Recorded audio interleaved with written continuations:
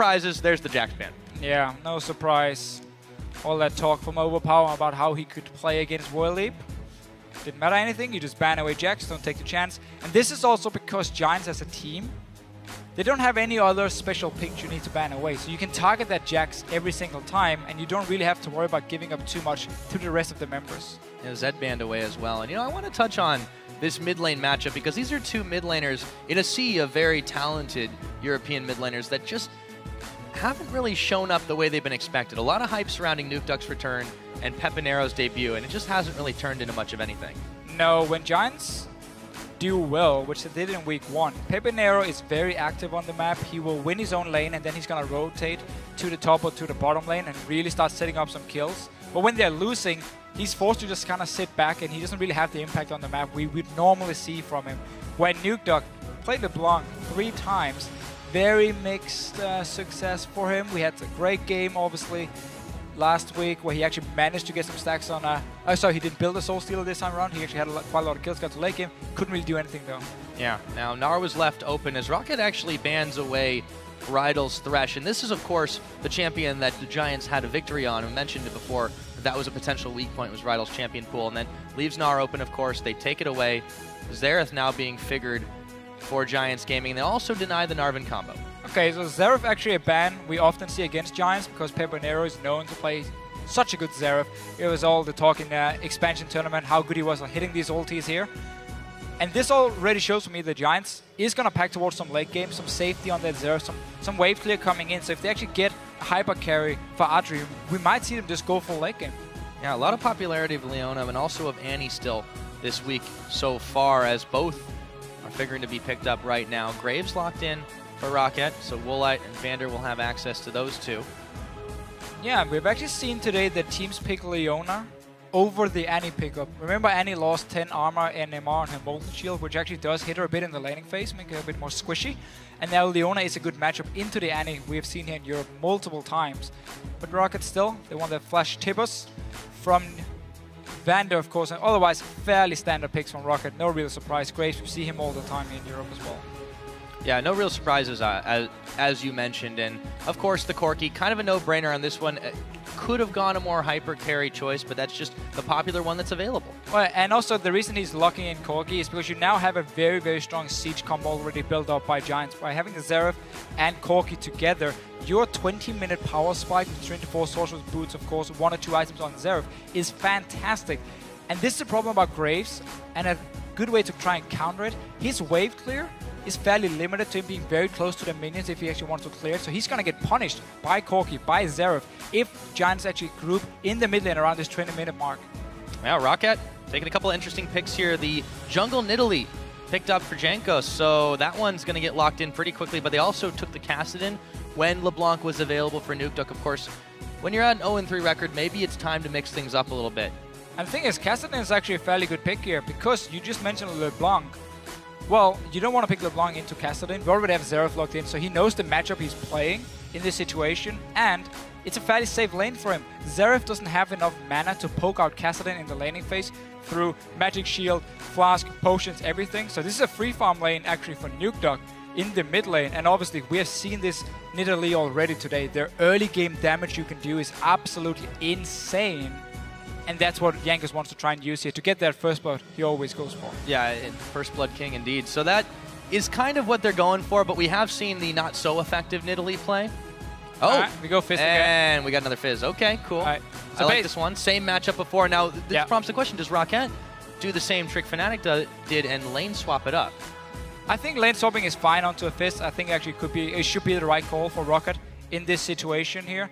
But we're going to see again, they're going to swap it around. We're not going to have Xerath top lane, don't worry. It's going to be the Trinity Force again, I believe. And it just works really well into Gnar because you got that % magic damage on your W now every single time you hit him. So you can actually duel him one-on-one fairly easily. And we also saw once you got into team fights, once you had 1 or 2 items completed, you can still dive the AD carry. You don't 100% to zero him, but you just poke him down over and over and over as a bruiser instead of an AP burst mage. But this does mean that the Giants have kind of tripled up on the magic damage with the Corki's mixed damage as well. So we'll see how that one works out for them in this time. A little bit one-dimensional, but you know, you have to have some confidence in picking up an assassin top laner. True, but this, I mean, don't look at Fizz as an assassin anymore. Consider him a bruiser instead when he's going into this top lane here. I've actually often seen Trinity force into just tank, and you don't necessarily go for like Hexdrinker, Blade of the Rune King and everything, but you can do it. It gives you a lot of damage. I just want to see how Giants can use this power spike in the mid game from Xerath and Corki. If they can actually use it correctly, I don't think there's enough wave on the side of ROCCAT to defend. Yeah, we'll have to see how they're able to play this one out. But with the picks and bans on the books, let us know who you think came out ahead. Tweet us at LOL Esports using the hashtag ROC win or GIA win, and we'll add up your results in the game. Now, with these lineups all taken away, all locked up, the fans starting this one up a little quieter this time. Reverence for these two teams. ROCCAT and Giants on the board. It is Game 4 of the LCS Spring Split Week 3. And two teams lost their games last week here, really want to bounce back. We expect more from ROCCAT, they expect more from themselves. I saw a vlog made by Jankos saying, yes, we had a tough schedule, but we didn't perform well enough. This week, however, we have Giants. We have to be able to beat them and start climbing up the standings. Overpow's played 4 different champions so far in the Spring Split. The Gnar did not result in a win for them. However, I think this time you got to play with some confidence here against this Giant squad. Even though they have the better record right now, you know, their mentality hasn't changed at 2-2. They still want to just stay in the LCS. And when you're playing from a position of fear like that, it's kind of hard to really crack a tough defensive team like ROCCAT, who are just going to wait until they get very powerful. Similar to Elements, but perhaps with a little bit more opportunity taking. Yeah, Giants definitely will be able to create a few plays early on against ROCCAT, but they want to get that power spike on Corki's Xerath. We keep talking about how 15-20 minutes, not enough wave there in ROCCAT to defend it, so Giants has to be able to use it. And then you just 1-4 with the Fizz, getting Trinity Force, split pushing into Gnar, and suddenly you have a fairly simple setup that's going to be tough for ROCCAT to break unless they can hard engage from the likes of Vander onto the Xerath here. Yeah, ROCCAT now going to get a little bit of warding over by the red buff. Not quite spawned up yet. They're not actually going to go for the take here, so they wander away from this and give some breathing room back to Giants as they move their way over to the blue, which is going to be spotted out. Yeah, and Overpow actually started sweeping lanes here. He's not going back to base to change yet. So if we do have standard lanes, which we won't have, as it looks like Giants are going to lane swap in this game here onto Overpow, but in case we did have a lane swap going on, I would expect to see Jankos then really go to top lane, sweep out from Overpow to clear the ward that Werlyb will place, and then just have Jankos go ham and camp him completely. Because again, this Nidalee, it's all about snowballing early game, because your mid game is fairly weak where you need to build up items, and that's why you need those early kills. Yeah, now, ooh, Pepinero ghosting away as he finds Vander in his lane. He's actually making his way down bottom, but going to be taking the slow path. One summoner burned for virtually nothing, though, so that's quite nice. Quite like the ghost, though, by Pepinero. You don't need your heal in the laning phase against the Kassadin, and that ghost is going to allow you to position yourself late game against all the mobility here from ROCCAT and kite around, because those late game team fights from Giants, you want to land the poke, you want to kite a little bit, and once ROCCAT is low enough, you turn around with the Jarvan, with the Leona, and then you just destroy a target. I'm kind of curious that Giants are the ones who initiated this lane swap, but they have been making Overpow's life a little bit hard, and his transition to top lane hasn't been the smoothest. He has done his job quite well, but ROCCAT have had some troubles here. We'll see how they do against this Giants. Flash used immediately by Nukeduck as Rydle makes a roam of his own en route to the bottom lane. Yeah, early roam by Rydle here. Actually not something we have seen from him too often. He prefers normally to sit in his lane and just play with Adryh, but now roaming around early.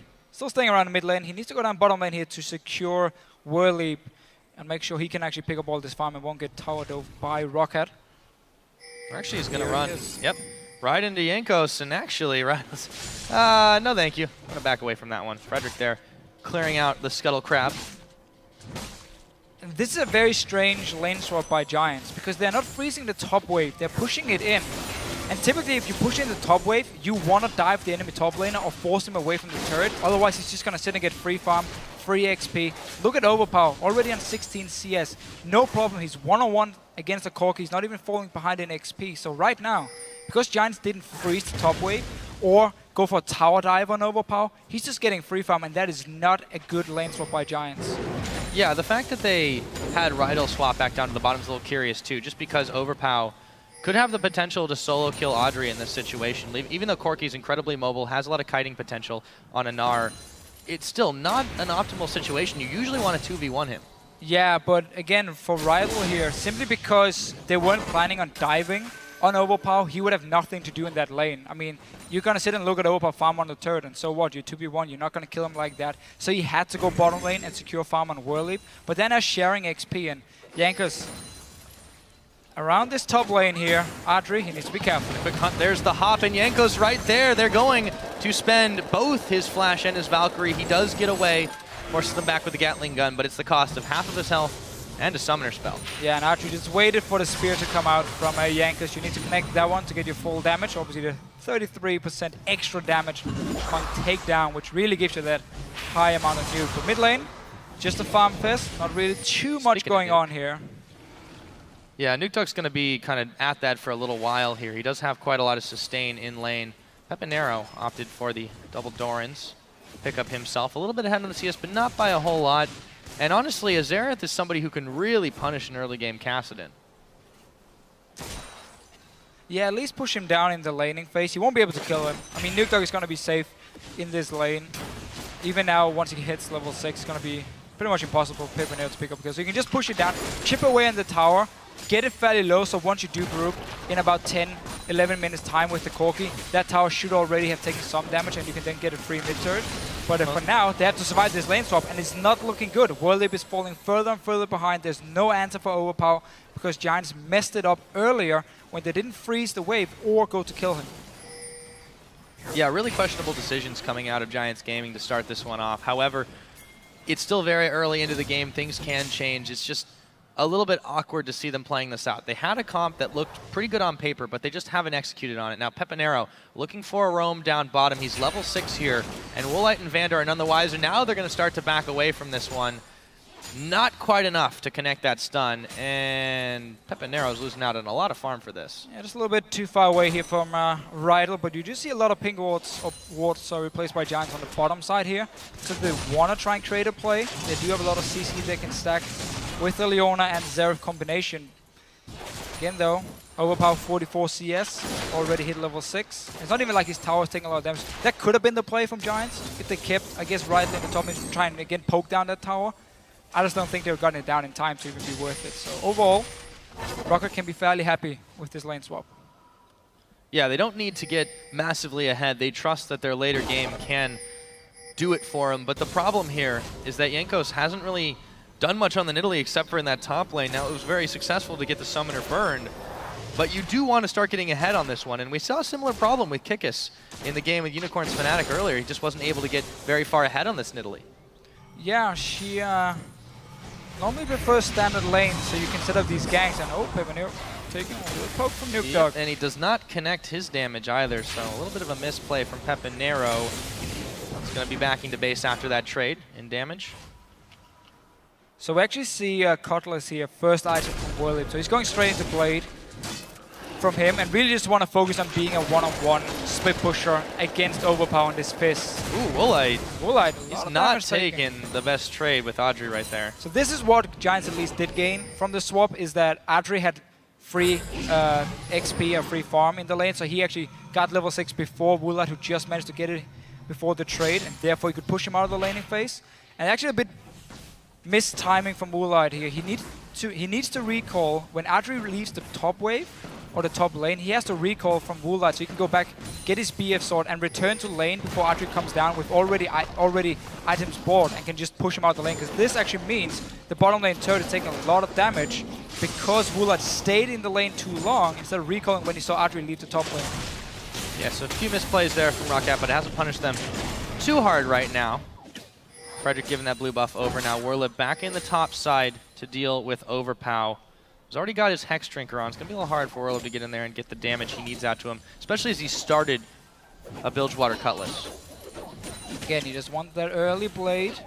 He's also maxing his W this time around, so just purely putting focus on percent health damage from this Fizz. And remember, we typically see Gnar go Hexdrinker into a Warmog, so he's stacking early HP, and that's where the Blade and the W really is going to counter it from Werlyb in this game here. So you might see Overpow change it up a little bit. Pepinero just continuing to shove some damage there, clear the waves with his Arcano Pulse, and really force Nukeduck from getting anywhere near him for the most part. However, there is always that threat of a dive-in. That's why he's saving the Shocking Orb. And Frederick in the top lane. Finally, we have the standard lanes, and he can actually go up and camp for his top laner. He's going to wait for Gnar to run out here. Werlyb, a little bit, taking a bit of damage from the house. Just now. There we go. He's going to flag and drag. Smite as well, forcing the flash away from Overpow, so they do get the summoner out. And that is probably the cutest recall animation in the game. After being Gnar, which is actually pretty badass as well, where he eats the chopper and he smacks it down. Can't get to that chopper. Can't get to it. Bot lane though, from Giants. So slightly ahead on Adryh because he had that solo farm early on. Very close vote right now. The Giants fan base coming out in force. ROCCAT slightly edging them out, 51-49. This game does look pretty even across the board. I would still say ROCCAT on paper look like the favorites, but despite the misplays in the early game, Giants are giving them a run for the money. Yeah, coming into this season here, everyone talked about how ROCCAT had made some fantastic moves in the off-season. They were going to be a contender for sure for the top spots, while Giants, nobody really gave them a chance. It was like, okay, last team to qualify through the expansion tournament, lost 3-0 to H2K. And yet, though, they have actually shown some moves when they had the perfect comp for them. Werlyb on Fizz could work something along the lines of a Jax, where you have that bruiser power here. And Pepinero, yeah, flash for a flash as well. Ignite is ticking his health bar down, and that's first blood as Nukeduck stands right in front of him for it. Yeah, even starts recalling in front of him. But again, this is the matchup. You're not going to poke out the Kassadin, and he can keep trading with you back and forth. He has to flash, he has to sustain. Now Werlyb, what? Looked like it was going to be a successful dive, but they misplayed that one out. Overpow in a little bit of trouble. Maybe they can still turn it around, just out of tower range now. Frederick having to bail out his Jankos. Put the hurt on both him and Werlyb, and that was a little bit weird. Yeah, Jankos going in for round 2. Can he connect the spear? Just about the range. Not quite. They just stopped the recall, though. Danger zone. And Vander is actually making his way up top. Slow trap here. Yeah, Rydle is not moving from the mid lane. He's just sitting there farming. You should go top lane right now so you can actually punish ROCCAT if they do go in for this kill. Yep, Pepinero there, showing himself. Okay, so ROCCAT don't close the trap Rydle's coming too late now. He could actually collapse onto them with Pepinero and being 4 guys from Giants, and they could have picked up a kill or 2. Yeah, really weird hesitation from ROCCAT after the first play didn't quite work out. Giants nearly turned it around, then they got it turned around on them, and at the end of the day, nobody's happy with what happened. No, Overpow missed his ulti here, just as the dive started, but he's still very far ahead in terms of farm, getting some more magic resist. There's all the AP damage of Giants in this game, and Adryh just keep putting pressure on Graves, get a few hits on that tower every single time, and suddenly you can take it down, go to mid lane, take that one down, and you get 2 towers, you get some extra global gold, and you will actually get the lead from Giants. That should be the call for them. Keep pushing down his bottom lane, and obviously Pepinero, whenever he has the chance, can do the same. But right now, yep, they're gonna draw. Oh, Tibbers right on him, and he just had no chance at all. Triple team, triple threat, and goodbye Peppy. Yeah, nice little roaming about Vander, and obviously Jankos. He's been looking for this first gank where he could really get on the board, get an assist at least. For him, this time around it worked. Pepinero had no flash, no ghost. Easy little pickup by ROCCAT. And they were, again, notice the wards that set up beforehand. You have 2 pings in the river just around the mid lane towards the top side, 1 towards the bottom side. So they knew, okay, there's a very low chance Giants has any wards around this mid lane and they have no escapes on the Xerath. We can set this one up fairly easily. It worked for them, got the dragon as well. Overpow with the over the wall stun, while ROCCAT secures their first dragon of the game, 13.5 in. Again, it has been a little bit of a slow start. That is ROCCAT's style, to just play defensively. The Giants have been unable to really do anything about it. Yeah, and when you get 2 kills on your Kassadin, 150 CS as well, you don't really mind the passive game too early. You defended all your turrets. Your Gnar is very far ahead in the top lane as well, at least in terms of farm. ROCCAT for now looking good. See what Giants can do in a few minutes. Get that Trinity Force completed on the Corki. He's definitely got the gold to be able to make it happen. He hasn't gotten back quite yet. And Woolite, on the other hand, has opted to go ahead and early upgrade his boots. Maybe not too early here. A bit later into the game than when we've seen some of these items being completed. And notice what Pepinero did as well. He actually got very early magic penetration boots. on the very first back hit, they didn't complete an item. Instead, you want that early magic penetration, you want the early power from the Xerath, more damage onto the champions, and really use it to, again, try and poke out ROCCAT, but they need to be careful they don't fall too far behind, because if ROCCAT can just engage on them every single time and win the team fights through a very fed Kassadin, well, then you're never going to be allowed to set up a siege. Yeah, that's going to be some serious trouble for them. He completes the Rod of Ages about the time is typically expected to, so it's not that ROCCAT is snowballing out of control doing anything crazy. They've just managed to gank Pepi twice. They get themselves a turret here.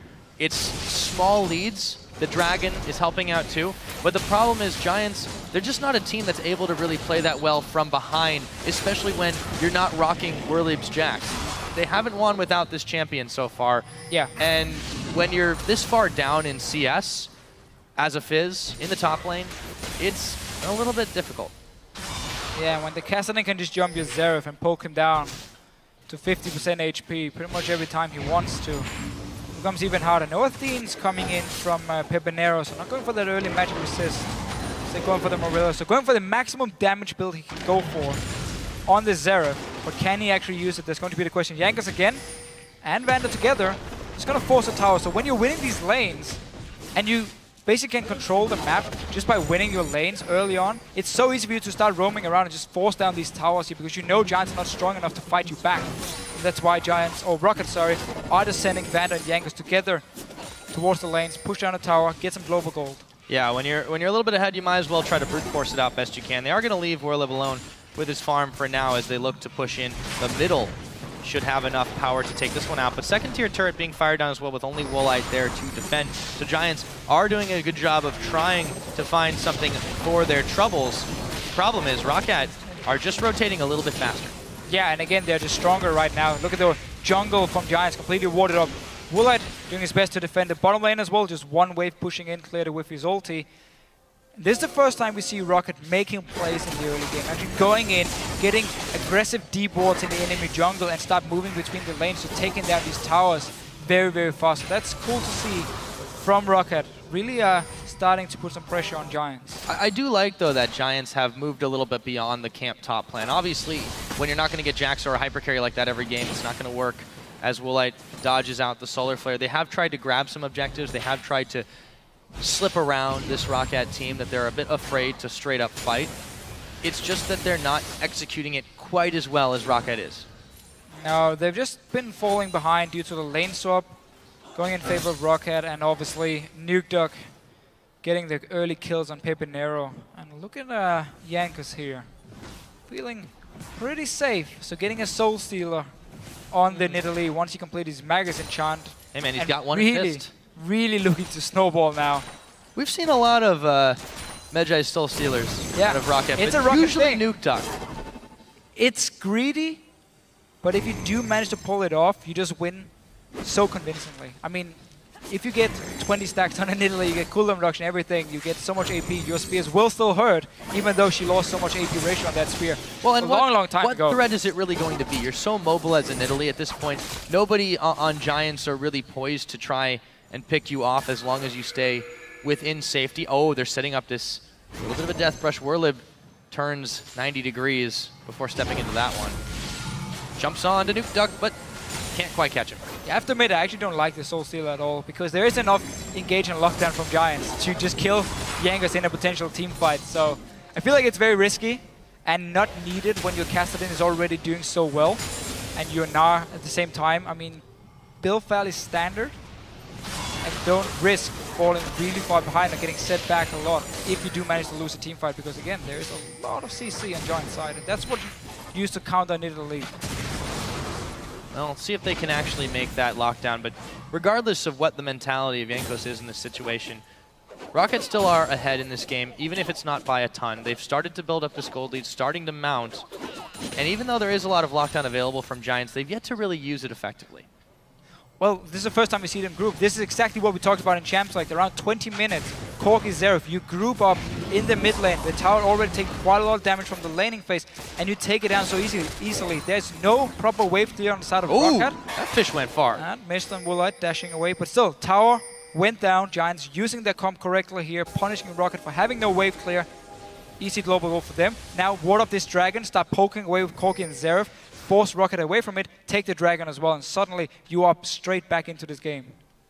Yeah, it does seem to be what they're going for right now, but Overpow not too keen to let them have it. He wanders over by the Dragon Pit to see if they can get a collapse on this Giants team. Werlyb's been left alone up in the top lane, but he's got teleport available to him. Vander, they actually run right into that pink and don't clear it away. Let's see if they want to try to burst the dragon down fast. It looks like that's exactly what they're going to do. It's going to get started. Jankos, he is locked up, as you mentioned.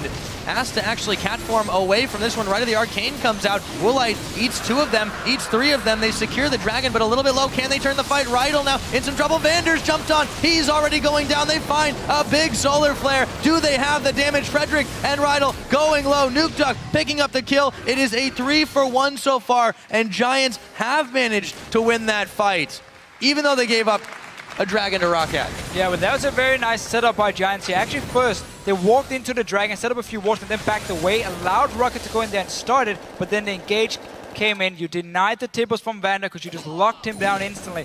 Killed him. Multiple kills following for Giants. Adryh actually chased onto the Nukeduck, didn't manage to get him. Therefore, he stayed alive, but ROCCAT now losing another turret. As you mentioned, that Medjai's proved to be a risk there. Let's take a look at how that one went down. Yeah, so again, ROCCAT has taken control of the dragon, but Giants are in a good position to actually engage onto them. A lot of damage being done while the dragon is being taken. And then you just notice how Vander here, he wants to get the tippers in, stun first to Pepinero, Rydle joins him, keep him CC locked before he can do anything, and now again the fight is in your favor. Nukeduck is forced to run away, Jankos can't do anything himself. Werlyb of course teleported behind as well, and actually managed to get a kill onto Jankos. Yeah, that was the best effort there from Overpow that they really could have expected, using the Cataclysm Wall against Frederick. And all the same, Giants, they've grabbed it in back into this game. They've actually got a gold lead now, even though they're behind 2 of those dragons, and they're ahead in towers as a result as well. So nice move by Giants there to take advantage of a moment of weakness for ROCCAT. Yeah, really punished ROCCAT for starting that dragon, not respecting Giants and their power spike, because again, the Corki can be much stronger than he is right now compared to the other guys we see on the field. And obviously Xerath with this very early magic penetration, Morel and Armicon build, even went towards the Void Staffs and had as much AP as possible very early, and yet ROCCAT started the dragon, got punished for it in the team fight here. Oh, Nukeduck, that was poorly timed. Not too big of a hassle though to actually get out. I should have that back in a little bit, but yeah. A little bit showing some weakness and some uncertainty from this ROCCAT squad. You know, the issue here is if they do lose this game to Giants, the record is going to be 1-4. And here we go, right of the Arcane. Nukeduck is able to dodge one of those. But yeah, you don't want to lose this game by any means, because you are just in so much trouble. We've given them a bit of a pass because they played against some really, really tough squads. But if they lose here against Giants, that is going to be something that has to seep inside your head, not in a good way. Should definitely be a wake-up call for ROCCAT that whatever they're doing at the moment is not working for them. We're going to have to wait and see. The game is far from over yet. Giants did just manage to use that 20-minute spike really well. 2 turrets, 3 kills as well around the dragon. And now ROCCAT can just kind of like wait it out a little bit. You have 2 items already completed on your Kassadin. You're waiting for second item on Woolite, who hasn't really done too much on this Graves here. He's actually very far behind in terms of items, so he must be sitting on a lot of gold. 1,300 as we talk right now, and going in towards the Ghost Blade for him, which typically is an item you take if you are actually looking to snowball on the Graves, because it is weaker late game compared to like a Shiv or a Phantom Dancer. I want to see how he will use it in the fight. We might even see ROCCAT try and look for more skirmish and not straight up team fights, and that's why he wants the Youmuu's Ghost Blade, so he has that 6 seconds of extra mobility, extra burst to win a 1-on-1 fight, a 2v2 fight, and that could be the option for ROCCAT. Yeah, it is a bit curious, the item choices in general for ROCCAT this game. Has been kind of their MO so far. Pepinero, though, half of his health is gone. He's ghosted on, but Nukeduck's got the Rift Walk. Surprise! It's a Frederick, and Nukeduck now is going to have to run his way out. Jankos actually deciding if he wanted to help him out. They're going to back off, so non-aggression for just a moment, but that was a little bit wonky. Yeah, but again, Nukeduck showing he can jump onto Pepinero whenever he wants to. meaning that Giants has to run together as a team, or at least in a 1-4 where you only have the Fizz split pushing, so you can defend your Xerath. It's going to be all about defending Xerath and Corki now in these fights here. Your peel, even though you have great engage from Leona and Jarvan, they're going to have to use it defensively. Lock down these targets who's trying to kill your carries, and then simply just kite them out sustain them in the fights, have more poke than they do, and win that way. Yeah, Dragon up in a little over a minute. Giants definitely want to deny the third from ROCCAT. If they can grab it themselves and perhaps deter or win a fight besides, it'll definitely start to put them up over ROCCAT here. But if ROCCAT answers back or they secure the third, this is definitely going to start tilting the game in their favor. And it's fun how every single jungle Nidalee we have seen today, has actually gone full AP.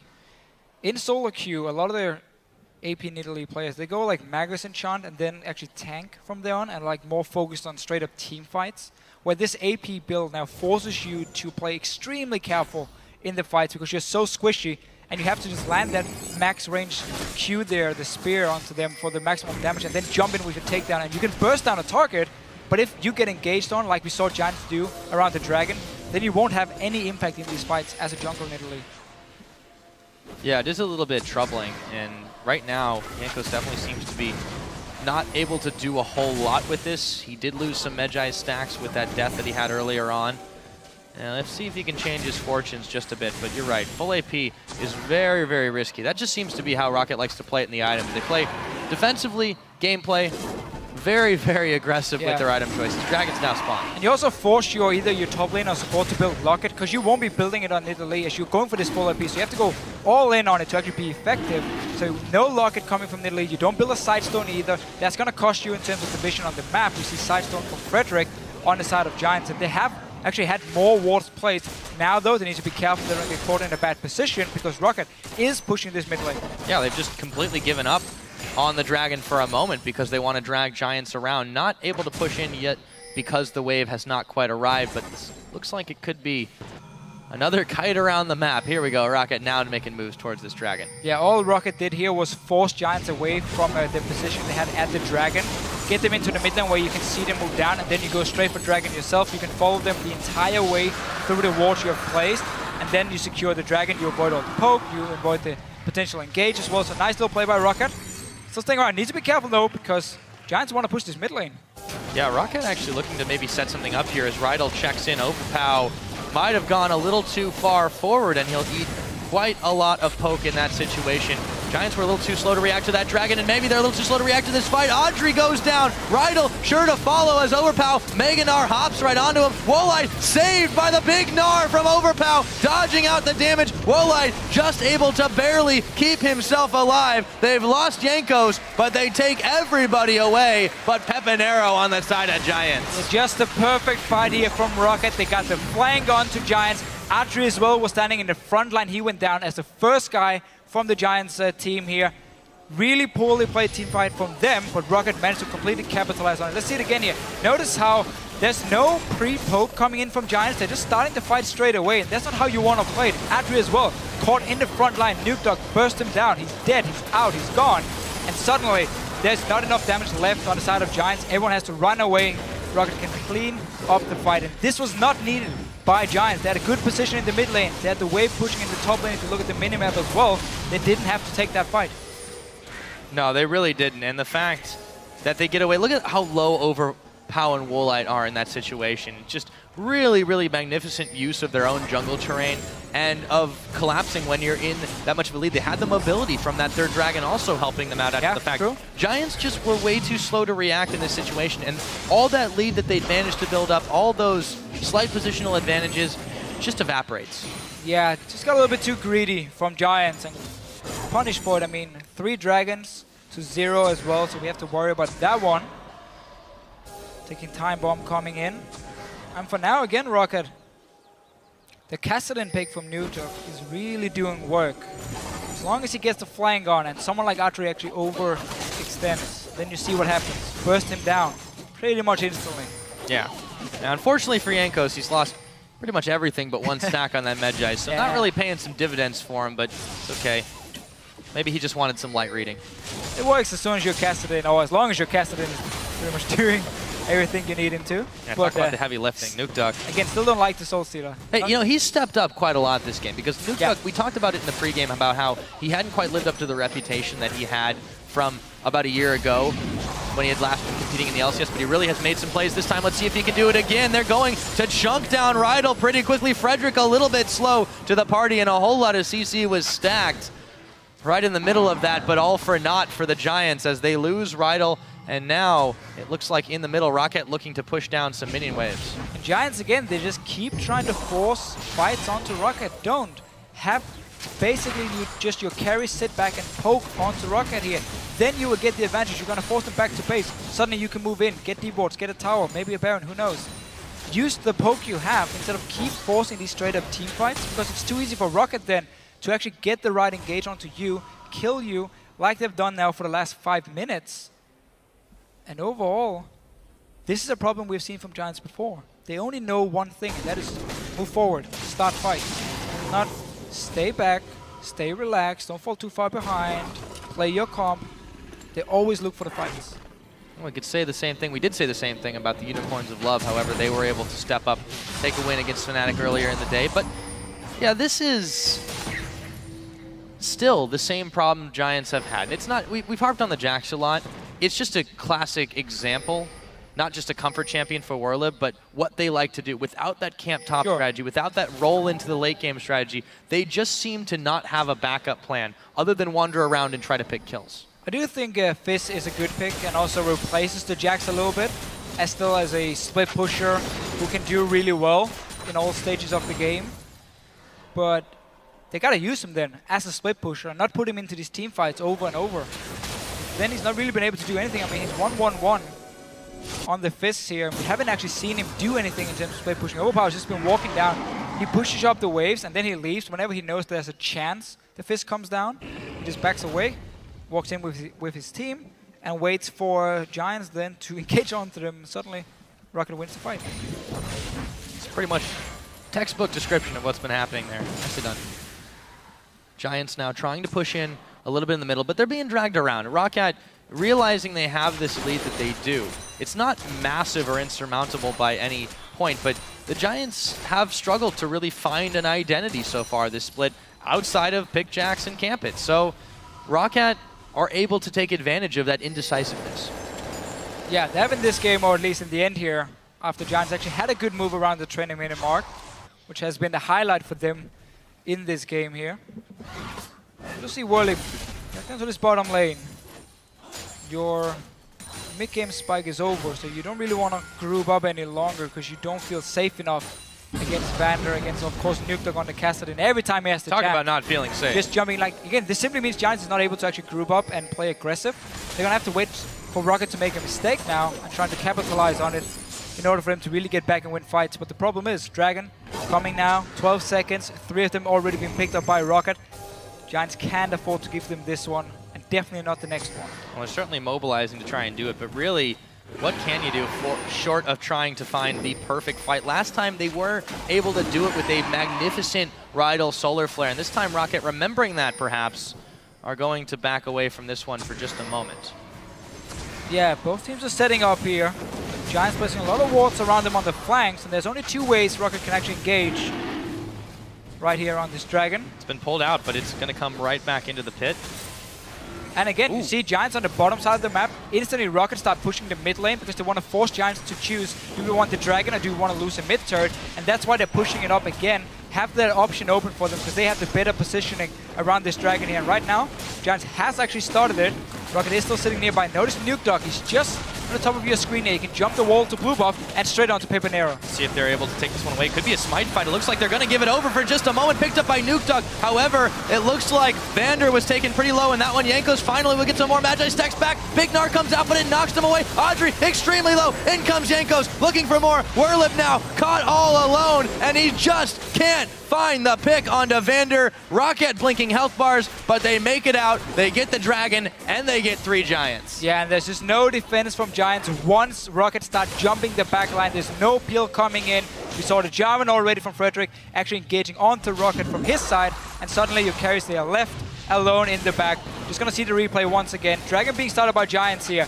And ROCCAT, in this situation, they just all want to burst down Dragon and smite it at the same time to secure it, and then you take the fight. Notice how Rydle and Frederick in the front line, no protection now for Adryh, no protection for Pepinero in the back line. They end up dying for it, and ROCCAT just cleaning up.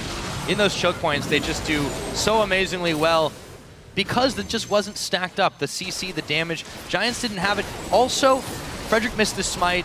He wasn't able to save that one at all as Nukeduck took it away. And now the Baron being started. Frederick tries to check in, but there is no way he's able to get in there and check out. Baron taking a little while, however. Red Buff is actually helping out ROCCAT right now as they're trying to make a decision between trying to go in on this one. Still a tense moment now. Frederick could come in for the smite steal. Baron with the spikes. ROCCAT a little bit low. Frederick comes in. It's secured by Jankos, however, and Frederick taken down. Rydle might be next. He does not look tanky at all. Nukeduck gets shut down finally by Pepinero. However, it's a consolation prize and a triple kill for Woolite. Can they get even more? It looks like it. Here comes Werlyb, but Jankos says, oh no, you don't. Baron, 4 kills, and they only lost the Nukeduck. Only lost the Nukeduck. Let's see it again here. Baron fight. A lot of damage actually from the Baron itself onto ROCCAT, but now, as soon as the smite misses from Frederick, he goes down. Nukeduck is the only guy caught behind enemy lines, while the rest of ROCCAT here can just finish up a few kills. Get a top tower, as we see on our little pip down here in the bottom as well. So much damage on those spears, and that's the AP Nidalee, but also the AD Graves, and yeah, just complete mopping up after the fact. As much as Werlyb tries to make the play, they've just not got enough left in the tank, and now ROCCAT have 4 members with Baron buff. They can shove wherever they want. They had many ways pushing against them, but now it's definitely in their favor. They've got a solid lead, they've got 4 dragons, and they've taken so many of these objectives on the way. Yeah, they're really looking good right now, and have been for the last 10-12 minutes. Once they started to get the right team fights, and Giants just kept basically running with the head first into ROCCAT. And now Overpow, even as a Banshee, so wouldn't he's get able to hop much. away too. Yeah, he didn't even actually get that one popped, so. We do see Righteous Glory actually from Overpow here, so he wants to add some speed up for him, and obviously Vander, so he can come in with the tippers. Not 100% relying on the flash. Kind of weird, no distortion though from Vander. He really wanted that locket, because again, Nidalee doesn't build locket. You have to get on either top lane or support. Yep. Ooh, nice dash out of the fish. You can see how the gold's really trended. That little point where Giants had a bit of a lead themselves, it just completely evaporated away. And in the last couple of moments, even, ROCCAT have just started to, I don't even think snowball is really the appropriate word, because it's really, it kind of looks like an avalanche, although it's going up. Yeah, I mean, it was one team fight, you see, just between the 25 and 30 minute mark, where we had that team fight in the jungle. Giants completely split up. Nukeduck picked up a few kills. ROCCAT cleaned it up. I believe they got 4 out of 5 at least. 4 kills out of 5. And suddenly, they were just so far ahead. Giants lost their window where they were strong and could siege on turrets. And from there on and out, it's just been all in favor of ROCCAT. Again, they have the Baron now. Dragon is going to spawn soon. That's going to be the 5th one for them as well. So once Baron is gone, you go get the Dragon and you just continue pushing. Yeah, and this just seems so difficult for Giants even defending it. I mean, what can they do against this team right now? Can they even grab something back in? Rydle's certainly going to try, but the rest of the team isn't with them. Where did he go? Woolite with another kill.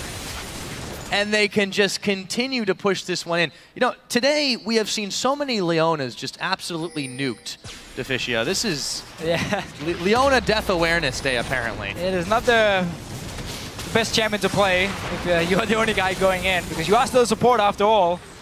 People will just blow you up. So much for tank stats, and there goes the inhibitor as well. ROCCAT gonna grab that one. Dragon about a minute away. They actually look like they're gonna back here, but they're taking a moment to see if they wanna maybe, oh, actually Giants on the chase. So they're gonna have to wait it out for just a moment. Giants has to go straight down to this Dragon here once ROCCAT recalls, ward it up completely, and try and take a fight where you land a bit of poke beforehand. Because if you just give it up for free to ROCCAT, you're going to lose the game anyway. They're going to be way too strong. They're just going to push up mid lane, top lane, whatever, and just kill you. Yeah, and I love how they staggered their backs, too, to not give Giants an opening to do just that. Big wave pushing against ROCCAT on the top side, but I don't think they're too worried about that. Overpow still got his teleport available. He's actually going to go clear the wave first. However, Adryh and Frederick will secure the crab, so at least they've got that going for them. Need them deep wards. They have some wards placed around here. We'll still love a few more, just to really make sure you can see everything. We also see ROCCAT on the other side. They know they want the dragon, but they also know guys is sitting in there. Oh, Vander! That's why you've got Moby Boots. Dodging around. Fancy feet from Vander. Teleport coming in. There's going to be a fight. Looks like that is the case. You can see Peppy hanging around the backside of it all.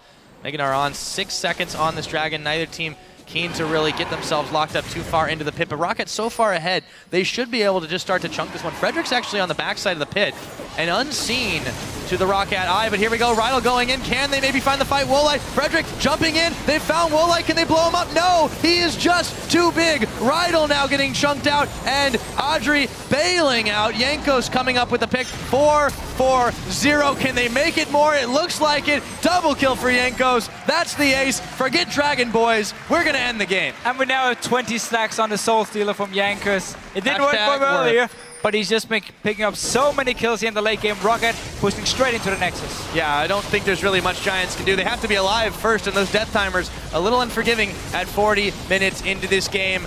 Towers being shredded, Nexus going down, and ROCCAT come up with win number 2 over Giants Gaming. GG, well played. And honestly, this game, it was Giants misplaying their composition. We never got to see the Fizz split pushing. We had the one window around 20 minutes where they did it right, took a bad team fight after, and from there on and out, they couldn't do anything. The whole comp fell apart. ROCCAT became too strong in the 5-on-5 team fights. And obviously, Nukeduck on this Kassadin. 2 early kills, and so good in every single team fight at finding the right flanks onto Adryh, onto Pepinero, nuked them down, forced them out of the fight before it even started, and then ROCCAT could just take everything. Yeah, they managed to pick up a very important second win here, and now a lot of people would have called them favored despite, of course, the record over Giants, but it's important. An important mental victory for them to be able to grab that one back in. They go into tomorrow with a little bit more confidence, especially considering, because they will be, well, they're facing off Meet Your Maker, so maybe it's not going to be as tough of a week for them, but still, yeah, a little relieving after what was a very, very rough first 2 weeks, but all smiles now for this ROCCAT squad. All smiles, and Jankos being the